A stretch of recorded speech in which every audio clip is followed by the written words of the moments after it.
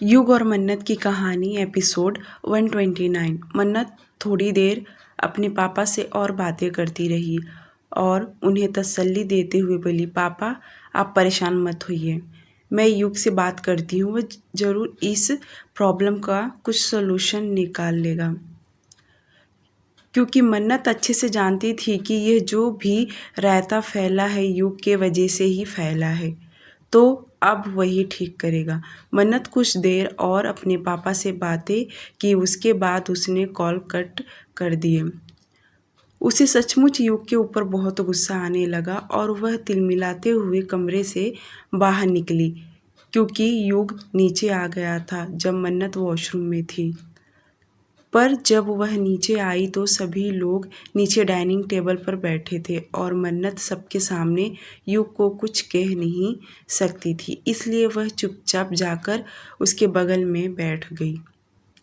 कुछ देर बाद सभी का ब्रेकफास्ट हो गया और युग जैसे उठा ऑफिस जाने के लिए कि मन्नत भी उसी के साथ उठी, और युग जैसे मेंशन से बाहर आया कि मन्नत तेजी से उसके पीछे आई और आवाज़ देते हुए युग से बोली, युग रुको, मुझे तुमसे बात करना है। मन्नत की आवाज़ सुनते ही युग रुक गया और पलटकर उसकी ओर देखा। तब तक मन्नत उसके एकदम पास आ गई और युग के गुस्सा करते हुए बोली, युग, पापा का कॉल आया था, वह बता रहे हैं कि मयंक वहाँ भी पहुँच गया है और पापा का ये भी सवाल था उसे एड्रेस कैसे पता चला। मैंने उन्हें नहीं बताई कि तुमने बताया है, पर ये जो कुछ हुआ है ना, वह सब तुम्हारे वजह से हुआ है। तुम्हें उसे एड्रेस नहीं बताना चाहिए था युग, पर तुम मेरी बात कहाँ सुनते हो। युग बहुत शांत था, क्योंकि उसे तो रात को ही पता चल गया था कि मयंक केशव जी के घर गया था। उसके साथ क्या हुआ उसे वह सब भी पता था, पर उसने मन्नत को नहीं बताया। युग प्यार से मन्नत के गाल पर हाथ फेरते हुए बोला, तुम परेशान मत हो, मैं देख लूँगा, तुम जाओ अंदर आराम से ब्रेकफास्ट करो। मन्नत तुरंत युग का हाथ पकड़ बोली, नहीं युग, अभी इसी वक्त मेरे सामने पापा से बात करो। मैंने उन्हें यकीन दिलाई हूँ कि तुम सब कुछ ठीक कर दोगे। मन्नत को इतना हाइपर होता देख युग उसे शांत होने के लिए कहा और प्यार से समझाते हुए बोला, अच्छा किया तुमने उन्हें यकीन दिला दिया कि मैं हूँ ना, मैं सब कुछ ठीक कर दूँगा, अब जाओ तुम अंदर। पर युग तुरंत अपनी उंगली उसके होंठ पर रख उसे चुप कराया और आंखों से इशारा किया उसे अंदर जाने के लिए। मन्नत परेशान हो रही थी अपने परिवार वालों के लिए, जो देख युग उसके कंधे पर हाथ रख बोला, क्या तुम्हें मुझ पर यकीन नहीं। ये सुन मन्नत तुरंत युग का हाथ पकड़ शांत आवाज़ में बोली, युग, मुझे तुम पर खुद से भी ज़्यादा भरोसा है, पर पीहू के लिए बुरा लग रहा है, कहीं उसकी तबीयत खराब ना हो जाए। युग एक बार फिर से मन्नत के गालों पर प्यार से हाथ थपथपाते हुए बोला, तुम बहुत ज़्यादा सोचती हो, तुम्हें परेशान होने की बिल्कुल भी ज़रूरत नहीं है। आज ही मैं ये सब शॉर्ट आउट कर दूंगा, इसलिए तो जल्दी ऑफिस जा रहा हूँ। ओके बाय, अंदर जाओ और रेस्ट करो, तुम बिल्कुल भी परेशान मत होना। यह सुनते ही मन्नत तुरंत युग के सीने से लग गई।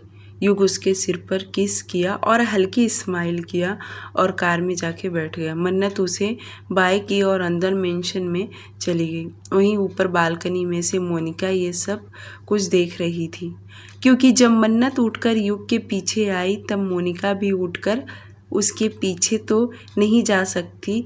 वह जल्दी से अपने कमरे में आई और बालकनी से खड़ी होकर नज़ारा देखने लगी। उसे कुछ न कुछ गड़बड़ नज़र आया।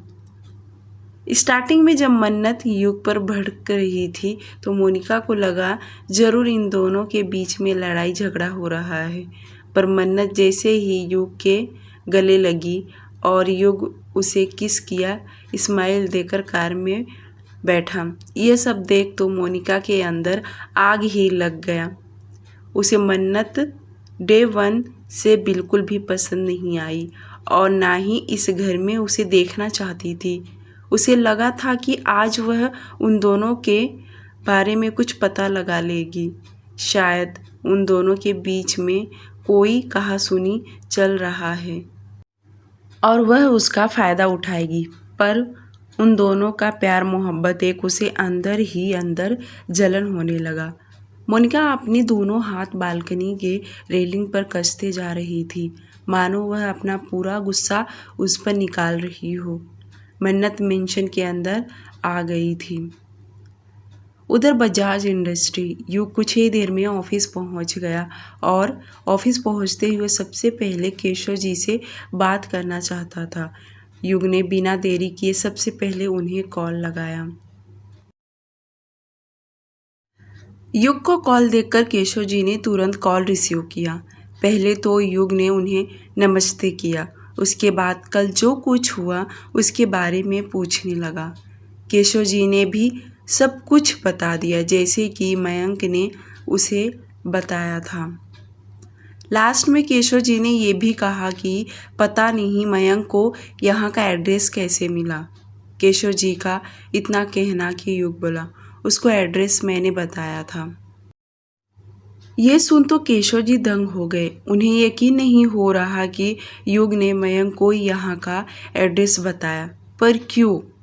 क्योंकि युग ने जब उन्हें बेंगलुरु अपने बंगले पर उन्हें रहने के लिए भेज रहा था तो केशव जी ने मना कर दिया।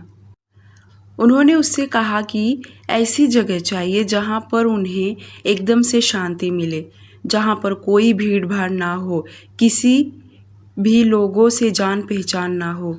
तो युग ने अपने गार्ड से बोलकर यही जगह पर भेजा, जो कि केशव जी ने तुरंत हाँ भर दिए, क्योंकि उन्हें यही जगह बहुत अच्छा और शांत लगा, जहाँ पर वह अपनी बेटी को लेकर सुकून से ज़िंदगी काट सके। पर आज जैसे युग ने उन्हें बताया कि उसने मयंक को यहाँ का एड्रेस दिया तो केशव जी को बिल्कुल भी अच्छा नहीं लगा। यही सब सोच केशव जी नाराज होते हुए बोले, पर युग तुमने ऐसा क्यों किया? तुम जानते हो ना कि मैं उस लड़के से कितनी नफरत करता हूँ।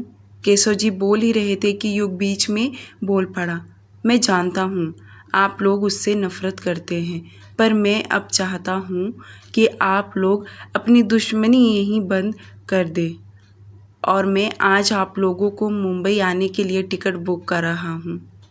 एक गार्ड आप लोगों के पास भेज रहा हूँ, वह आप लोगों को सीधे मुंबई लेकर आएगा। मैं चाहता हूँ कि आप वापस यहाँ आकर रहें, अपना घर और अपनी फैक्ट्री को संभालें। युग का इतना कहना कि केशव जी बोले, तुम जानते हो ना मैं वहाँ नहीं आ सकता। अगर मैं वहाँ आया तो बहुत बड़ी मुसीबत आ जाएगा, जो कि मैं बिल्कुल भी नहीं चाहता हूँ। मैं नहीं चाहता हूँ कि मेरी बेटी। युग सीरियस होते हुए बोला, आप अपनी बेटी का फिक्र मत कीजिए, पहले आप लोग यहाँ आ जाइए। केशव जी ने भी ना नहीं कहा, क्योंकि उन्हें युग के ऊपर बहुत भरोसा था, क्योंकि अभी तक जो कुछ हुआ है युग कभी उनका बुरा नहीं चाहता और बल्कि उसने उनकी सभी मुसीबत से उन्हें बचा कर रखा। और अगर युग उन्हें मुंबई बुला रहा है तो ज़रूर उनके भले के लिए ही बुला रहा है। यही सोच केशव जी ने हाँ कह दिया। उनके हाँ कहते ही युग ने कॉल डिस्कनेक्ट किया और उसने तुरंत मयंक को कॉल लगाया। युग ने मयंक को भी मुंबई आने के लिए कहा, क्योंकि अब युग ने सोच लिया था कि यह दो घर का जो मनमुटाव है वह अब खुद क्लियर कर देगा, ताकि यह दुश्मनी ज़्यादा दिन तक ना चले। मयंक मना कर रहा था, क्योंकि वह पीहू को लिए बगैर मुंबई नहीं आना चाहता। पर युग ने जब उसे बताया कि अग्रवाल फैमिली भी मुंबई आ रही है, ये सुन तो मयंक यकीन नहीं कर पा रहा कि पीहू और उसकी फैमिली मुंबई जा रही है। मयंक तो बहुत खुश हो गया कि अगर अग्रवाल फैमिली मुंबई जा रही है तो बहुत अच्छी बात है, क्योंकि वह जानता था कि यहाँ रहकर वह अपनी पीहू को हासिल नहीं कर पाएगा।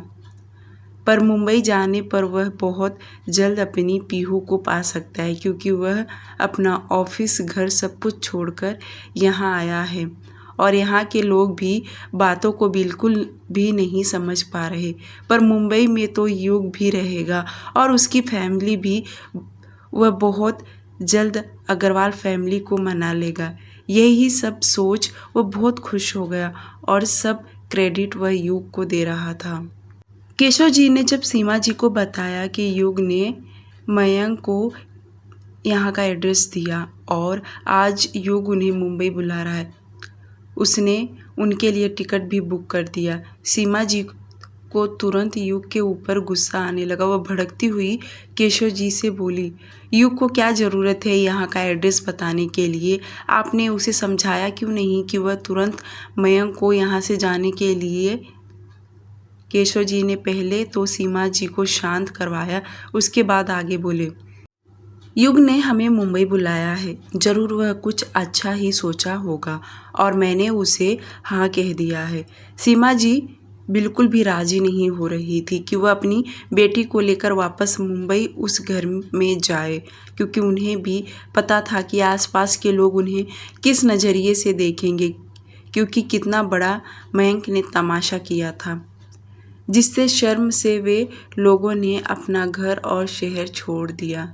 ये सब सोच सीमा जी का मन बिल्कुल भी नहीं कर रहा था कि वह वापस मुंबई जाने के लिए। यही हाल केशव जी का भी था, पर वह आज मजबूर हो गए। शाम का वक्त केशव जी के पास एक आदमी पहुंचा, जिसके हाथ में 3 टिकट था। वह अपने साथ केशव जी और उनकी फैमिली को अपने साथ एयरपोर्ट जाने के लिए कहा। जब युग ने उन्हें कॉल किया था तभी से केशव जी ने अपनी तैयारी कर ली, क्योंकि उन्होंने युग को हाँ जो भर दिया था। पीहू जब सुनी कि वह मुंबई जा रही है तो वह तुरंत अपनी माँ से पूछने लगी, ये मुंबई कहाँ है? केशव जी इस वक्त गार्ड से बात कर रहे थे। उनके कान में जैसे ही पीहू के बोले हुए शब्द गया कि हम मुंबई क्यों जा रहे हैं, वह तो घूर कर अपनी बेटी को देखने लगे। आखिरकार आजकल यह अजीब तरह से बातें क्यों कर रही है? आज वे लोग अपने घर जा रहे हैं, जिसका कभी उन्हें उम्मीद नहीं था कि कभी जा पाएंगे या नहीं, पर युग की वजह से उन्हें फिर से अपने घर जाने का मौका मिल रहा है। पर उनकी बेटी है कि उसे इस वक्त मजाक लगा रखी है। केशव जी पीहू को घूरे जा रहे थे और जैसे सीमा जी की नज़र उन पर गया तो वह तुरंत पीहू का हाथ पकड़ थोड़ी सी दूर लेकर गई और पीहू को समझाते हुए बोली, पीहू हम अपने घर जा रहे हैं। कहाँ जा रहे हैं? अपने घर। पीहू बहुत स्लो आवाज़ में बोली। सीमा जी आगे बोली, कोई पूछेगा तो क्या कहोगी तू? यही कि हम अपने घर जा रहे हैं। और तुम्हारा घर कहाँ है? मुंबई। सीमा जी मुस्कुराते हुए अपना सिर हिला दी। उसके बाद केशव जी अपना और दोनों का बैग और सूटकेस घर में से लेकर बाहर निकले। एक नज़र उन्होंने इस घर को देखा, क्योंकि इन 2.5 महीनों में उन्हें इस घर से बहुत लगाव हो गया था और बहुत सुकून इस घर में मिला। वे तीनों कार में जाकर बैठ गए और कार वहां से स्टार्ट हो गया। कुछ ही घंटे में वे लोग एयरपोर्ट पहुंच गए और जब एरोप्लेन में बैठे तो पीहू बहुत खुश हो गई। उसे ये सब बहुत नया नया अच्छा लग रहा था। मयंक को पता चल गया कि इस फ्लाइट से वे लोग मुंबई गए, क्योंकि उसने अपना टिकट रात का निकाला था। वह नहीं चाहता था कि एयरपोर्ट पर उसकी मुलाकात केशव जी से होए, वरना कहीं उनका इरादा बदल गया तो। इसलिए मयंक ने रात का टिकट निकाला। अगली सुबह केशव जी का घर। सीमा जी को देख उनके पड़ोसी सुजाता जी और आसपास के लोग इकट्ठा हो गए। सभी लोग बहुत खुश हो गए कि अग्रवाल फैमिली वापस कॉलोनी में रहने आ गई, क्योंकि इन 2.5 महीनों में उनके घर पर सिर्फ ताला लटका हुआ था। सुजाता जी का बेटा सोनू वह भी भागते हुए घर के अंदर आया। उसे तो पीहू को देखना था। पीहू इस वक्त अपने कमरे में सोई थी, क्योंकि वे लोग रात में करीब 2 बजे आए। इस वक्त पूरी कॉलोनी में सन्नाटा छाया हुआ था। केशव जी ने सोनू को बताया कि पीहू सोई हुई है। वह यह सुन तुरंत घर से बाहर निकल गया क्योंकि उसे स्कूल जाना था और उसने सोचा जब वह स्कूल से आएगा तब वह पीहू से मिल लेगा। सुजाता जी काफ़ी देर तक सीमा जी से बातें करती रही। उसके बाद वह चली गई। घर को फिर से साफ सफाई करने लगी क्योंकि इतने दिनों से बंद रहने की वजह से घर में मिट्टी धूल मकड़ी का झाला पड़ चुका था। मन्नत को भी कल ही पता चल गया था कि उसकी फैमिली आ रही है, जिसकी वजह से वह बहुत खुश हो गई और उसने आज अपने परिवार वालों से मिलने का फैसला लिया। युग भी रेडी हो गया था क्योंकि आज वह केशव जी के घर ही जाने वाला था। दूसरी तरफ मयंक भी सुबह ही अपने घर पहुंचा। युग चाहता था पहले सभी लोगों फ्रेश हो जाए, थोड़ा रेस्ट कर ले, उसके बाद वह अग्रवाल फैमिली और मयंक सभी के लिए उसने एक छोटा सा मीटिंग रखा था ताकि जो प्रॉब्लम है वह एक ही बार शॉर्ट आउट हो जाए। थोड़ी देर के बाद जब पीहू की नींद खुली तो वह उठकर बेड पर बैठी। वह इस कमरे को बहुत गौर से देख रही थी, जैसे कि उसे कुछ याद आ रहा हो। वह उस बेड को, खिड़की को, सब चीज़ों को एकटक घूरे जा रही थी और जल्दी से बेड पर से उठी, दौड़ते हुए खिड़की के पास गई। वह यह सब देख पता नहीं क्यों अचानक से इमोशनल हो गई, जैसे उसे लग रहा था कि वह पहले यहाँ रह कर गई हो। बहुत तकलीफ में थी। वह फिर से अपने दिमाग पर जोर देने लगी जो उसे डॉक्टर ने मना किया था। वह फिर से सोच सोच कर परेशान होने लगी। शाम का वक्त, केशव जी का घर। युग दिन में ऑफिस में था। वह केशव जी के घर नहीं आया क्योंकि वे लोग रात में आए थे। युग उन्हें डिस्टर्ब नहीं करना चाहता था। वह चाहता था कि वे लोग पहले आराम करें। शाम में युग मन्नत को अपने साथ लेकर केशव जी के घर पहुंचा। अपनी कार कॉलोनी के बाहर ही कार रोका और कार में से बाहर निकला। बहुत दिन के बाद मन्नत अपने घर आ रही है। लगभग 2.5 महीने बीत गए तो आसपास के लोगों को देखने लगी और इतनी महंगी लंबी कार देखकर हर किसी की नज़र उन पर ही था। कार के दूसरी साइड से युग बाहर निकला। उसकी तो डैशिंग पर्सनैलिटी ही खतरनाक है जो सभी को अपनी तरफ आकर्षित करने लगा। युग मन्नत का हाथ पकड़ कॉलोनी के अंदर गया और जैसे ही वे दोनों केशव जी के घर के सामने पहुँचे, पहले मन्नत दहलीज पर पैर रखी जो देख केशव जी उसकी तरफ कदम बढ़ाए।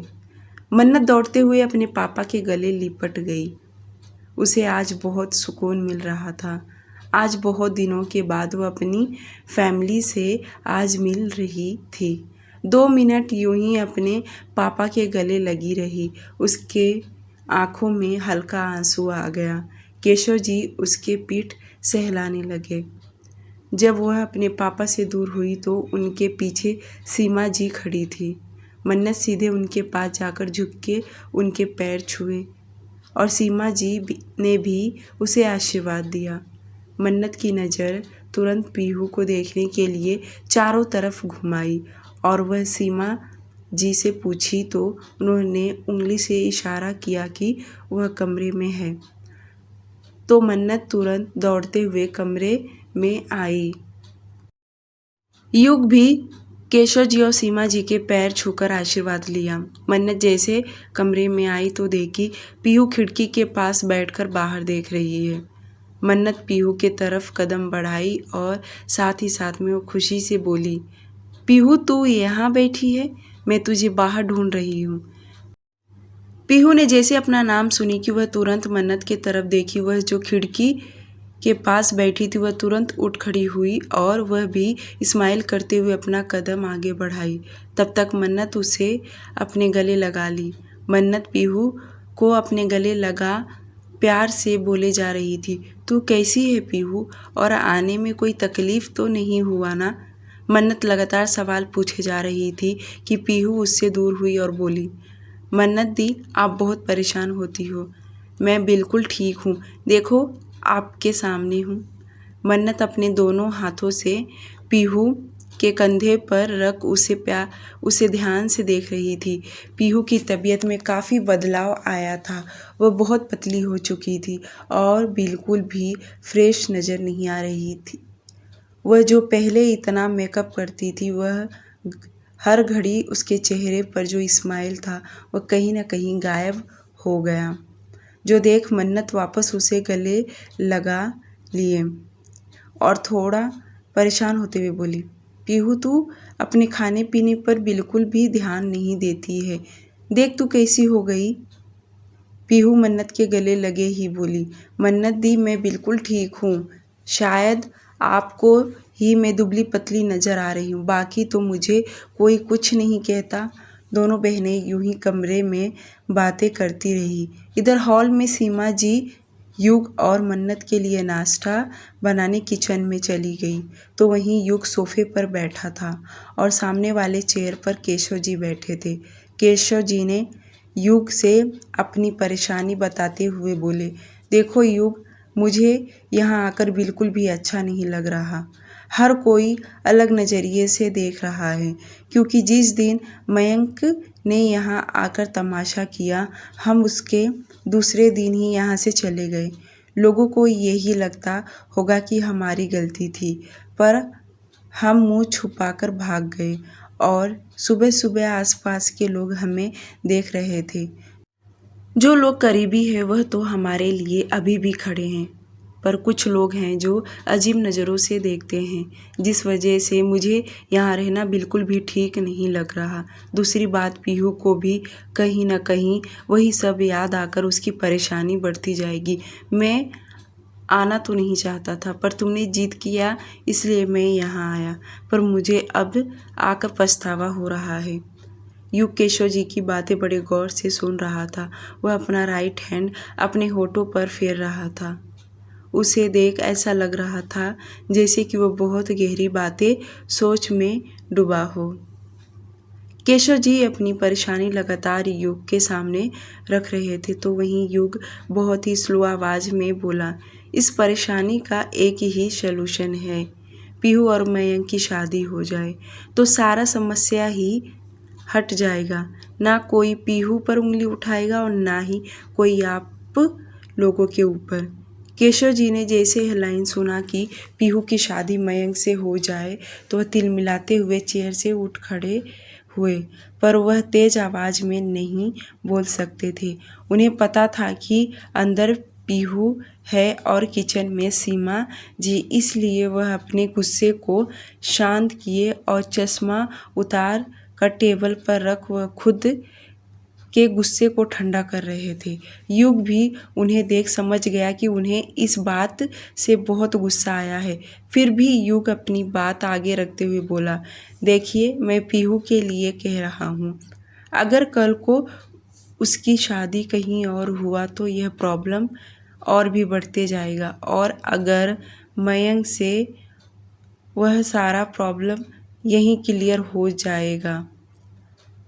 अब तो केशव जी को चुप नहीं रहा गया और वह तुरंत दबी हुई आवाज़ में बोले, अगर उस कमीने को मेरी बेटी से शादी करना ही होता तो वह आकर मेरे दरवाजे पर यूं ही सरेआम उसकी बेइज्जती नहीं उछालता। आज उसकी वजह से मैं और मेरा परिवार मुंह छुपाकर रह रहे हैं, सिर्फ और सिर्फ उस नालायक मयंक की वजह से।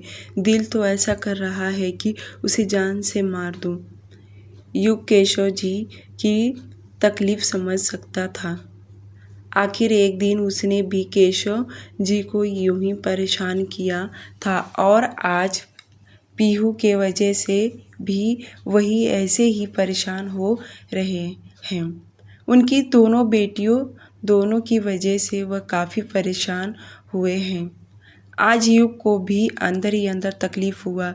उसे बिल्कुल भी अच्छा नहीं लगा, क्योंकि केशव जी को दो बेटियां थीं और दोनों की वजह से उन्हें शर्मिंदगी महसूस हुआ है और एक बाप के लिए बहुत ही दर्द भरा लम्हा है। युग भी स्लो आवाज़ में आगे बोला, आप कल से अपनी फैक्ट्री संभालिए, बाकी का प्रॉब्लम मेरे ऊपर छोड़ दीजिए, कोई आप पर उंगली नहीं उठा सकता। अगर किसी ने ऐसी हरकत किया उससे मैं निपट लूँगा। युग आगे कुछ कहता कि उसके पहले ही सीमा जी हाथ में ट्रे ले किचन से बाहर निकली। उन्होंने चाय और नाश्ता लेकर बाहर आई। टेबल पर रख युग के हाथ में उन्होंने चाय दिया। युग ने उनके हाथ से चाय ले लिया। सीमा जी तुरंत कमरे में गई और पीहू और मन्नत को भी उन्होंने बाहर बुलाकर लाया। पीहू जैसे बाहर आई तो उसकी नज़र युग पर गया। हल्का स्माइल करते हुए वह युग के पास आई और उसे नमस्ते की। युग कंटिन्यू पीहू को देख रहा था क्योंकि उसने भी उसे 2.5 महीने के बाद ही देखा और इन 2.5 महीनों में सचमुच पीहू की तबीयत काफ़ी ज़्यादा बदल चुका था। वह पतली तो पहले ही थी पर अब और भी पतली हो गई थी और जो उसकी सबसे अच्छी बात थी कि वह हर किसी से हंस के बात किया करती थी। आज उसकी मुस्कुराहट एकदम गायब हो चुका था क्योंकि उसके पहले जब जब पीहू युग से बात की है हमेशा उसके साथ हंसी मस्ती से करती थी, पर आज वह एक हल्का सा स्माइल दी, बाकी कुछ नहीं। युग और मन्नत को तो यही लग रहा था कि उसके साथ जो कुछ हुआ है उसकी वजह से वह दर्द में है, बाकी उन्होंने किसी बात पर गौर नहीं किया। पीहू और मन्नत भी सोफे पर बैठ चाय पीने लगी। युग जब चाय पी लिया तो कप टेबल पर रखा और पीहू के तरफ देख बोला, पीहू तुम कॉलेज जाना चाहती हो ना? पीहू कुछ बोली नहीं बल्कि अपना सिर हाँ में हिला दी, जो देख युग मुस्कुराया और बोला, कल से तुम कंटिन्यू कॉलेज जाओगी और हाँ, तुम्हें पढ़ाई पर ज़्यादा ध्यान देना होगा ताकि तुम अपना ग्रेजुएशन कंप्लीट कर सको। ये सुन वापस पीहू ने अपना सिर हाँ में हिला दी। वहीं सीमा जी सभी के लिए खाना बनाने किचन में चली गई क्योंकि वह चाहती थी युग और मन्नत खाना खाकर जाए। उनके साथ मन्नत भी किचन में गई और केशव जी ने तुरंत उसे बाहर बुला लिया और सीमा जी भी नहीं चाहती थी कि वह इस हालात में काम करे। मन्नत को जब यह न्यूज़ मिला था कि वह प्रेग्नेंट है तो उसने 2 दिन बाद ही अपने परिवार वालों को बता दी थी, पर परिवार वाले इतने दूर होने के नाते वह सब मन्नत से मिलने नहीं आए, पर अब आ गए हैं तो वह अपनी बेटी का अच्छे से ख्याल रखेंगे क्योंकि उनके घर में नन्हा मुन्ना बच्चा जो आने वाला है। सीमा जी नहीं चाहती थी कि मन्नत कुछ काम करे क्योंकि दूर रहकर उन्हें भी बहुत सी चीज़ों का अंदाज़ा मिल गया था कि बिना परिवार का कोई घर नहीं होता और सामने युग बैठा है तो जाहिर सी बात है वह कुछ ऐसी वैसी हरकत तो बिल्कुल भी नहीं कर सकती। वैसे भी उनके अब चाल ढाल में काफ़ी बदलाव आ चुका था। रात के करीब 8:20 पर सीमा जी ने सभी के लिए खाना बनाया। उन्होंने अकेले में ही बहुत कुछ खाने में बनाया था और सभी लोग जल्दी से खाना खाने बैठ गए। केशव जी चाहते थे कि बिना देरी किए युग और मन्नत सही से घर पहुंच जाए, इसलिए सब लोग जल्दी से खाना खाने बैठ गए। मन्नत तो पीहू से ढेर सारी बातें कर रही थी, पर पीहू बहुत कम बातें कर रही थी क्योंकि उसके पास बातें करने के लिए कोई शब्द भी नहीं था, जो कि मन्नत ने अच्छी तरह से नोटिस की क्योंकि हर बार मन्नत अपनी और अपनी बहन की बीती हुई पलों को याद करती थी, पर पीहू कुछ भी रिएक्ट नहीं करती और जब वह कुछ नहीं बोलती तो मन्नत चुप हो जाया करती थी। वह तो उसका मूड ठीक करना चाहती थी, पर पीहू को देख ऐसा लगता था कि उसका मूड नहीं है किसी से बातें करने का।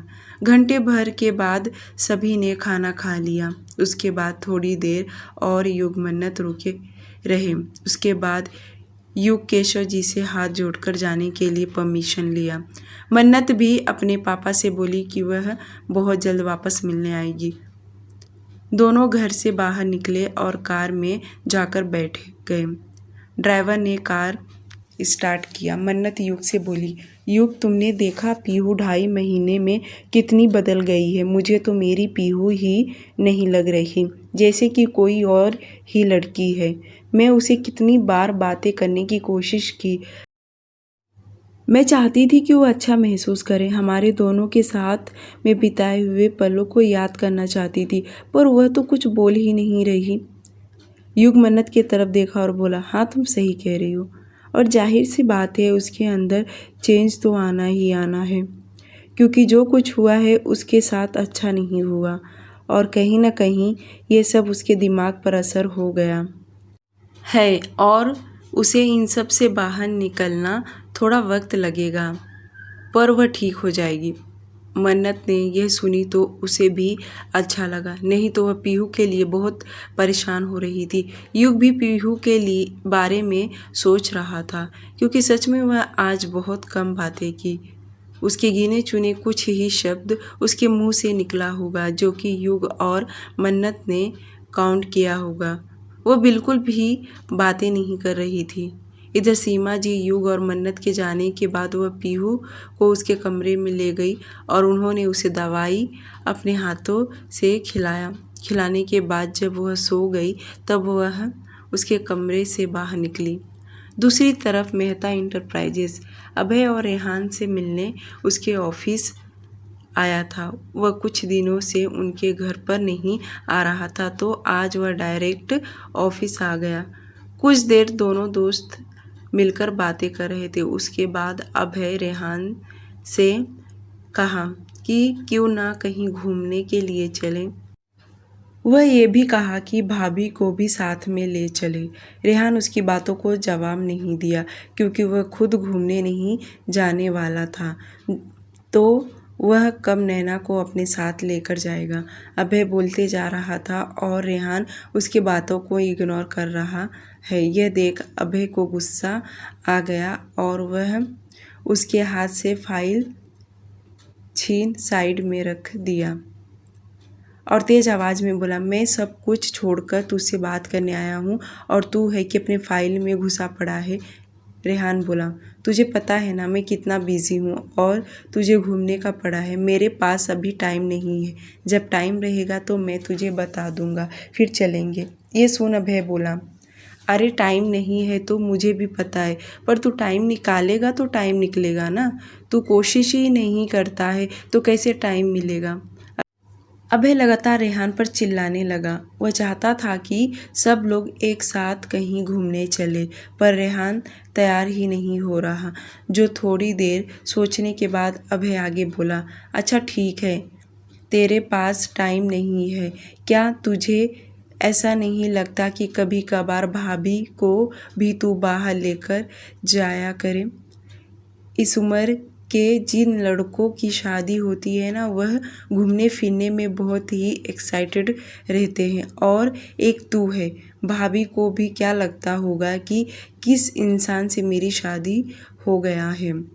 अभय का इतना कहना कि रेहान उसे खा जाने वाली नज़रों से घूर कर देखने लगा, तो वहीं अभय हंसते हुए आगे बोला, ऐसे क्या देख रहा है यार, उन्होंने भी तो कभी सोचा होगा ना कि जिस किसी से मेरी शादी होगी उसके साथ मैं किस तरह से लाइफ स्पेंड करूँगी, घूमूंगी फिरूंगी, कितने सारे सपने देख रखे होंगे। पर हमारी बेचारी भाभी फूटी किस्मत आकर हमारे रेहान भाई की गोद में गिरी, जो खुद नहीं जीता और ना ही दूसरों को जीने देता है। अभय बोल ही रहा था कि रेहान अजीब सा चेहरा बनाते हुए बोला, तो वह घूमे ना, मैंने उसे थोड़ी ना रोक के रखा है। यह सुन तो अभय क्या ही बोले, फिर भी वह रेहान के ऊपर चिढ़ते हुए बोला, तू भी हद करता है। माना तुम दोनों के आपस में प्यार नहीं, पर दुनिया को दिखाने के लिए सही कहीं हनीमून के लिए चले गए रहते, पर नहीं, हमें तो बताना है कि हम ऐसे ही पत्थर दिल के हैं। डियर लिसनर, आज के लिए सिर्फ इतना ही। प्लीज़ इस स्टोरी को लाइक और चैनल को सब्सक्राइब करना ना भूलें। Thank you.